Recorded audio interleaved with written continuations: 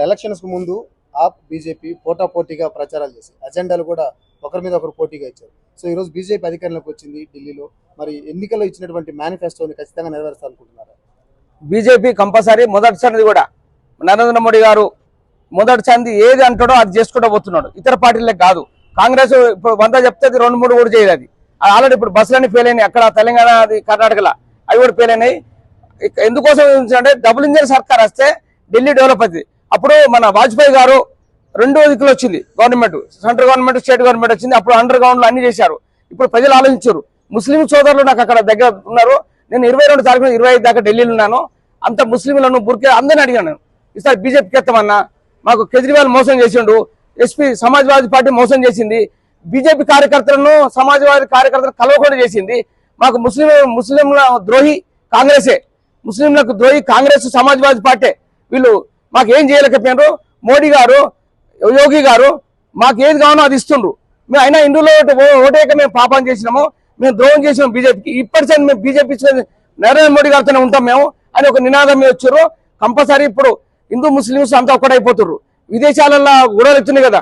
ఇటు అటు పక్కల పండి మనకి ఇప్పుడు ఒకటి ప్రయాగరాజ్ చూడండి సార్, మీరు ఒకటే వాళ్ళందరూ కలిసి 30-40 కోట్ల జనాభా ఉన్నారు. చుట్టుపక్కల పండి మన బాడలు ఉన్నారు కదా, ఇల్లు అంతా ముండగొడుకులంతా. ఇక బూతులు మాట్లాడద్దు, మన తెలంగాణలో బూతులు మాట్లాడి ఎక్కువ ఉంటుంది. కాకపోతే ఏం జరుగుతుందంటే ప్రయాగరాజ్ లో ఇప్పటిదాకా 48 కోట్ల మంది స్నానం చేస్తున్నారు. అంటే అర్థం చేసుకోరు, 48 కోట్ల ప్రజలంటే మనది 140 కోట్ల జనాభా ఉన్నారు. అలా 30 కోట్ల ముస్లింస్ ఉన్నారు.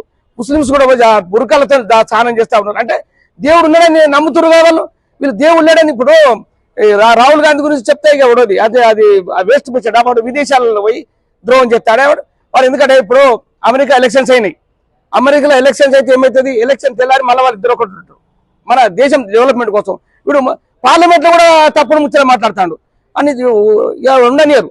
వాళ్ళ చిప్పుతో వాళ్ళని కొట్టిండు, వీని చేయి తీసి కొట్టిండు. నేను ఒకటే మన బీజేపీ కార్యకర్తలకు, నరేంద్ర మోడీ గారికి, బండి సంజయ్ గారికి, కిషన్ రెడ్డి గారికి దయచేసి చెప్తున్నాను, మనందరికి కార్యకర్తలకు బీజేపీ సింబల్ ఉన్న చెట్లు కుట్టియాలి.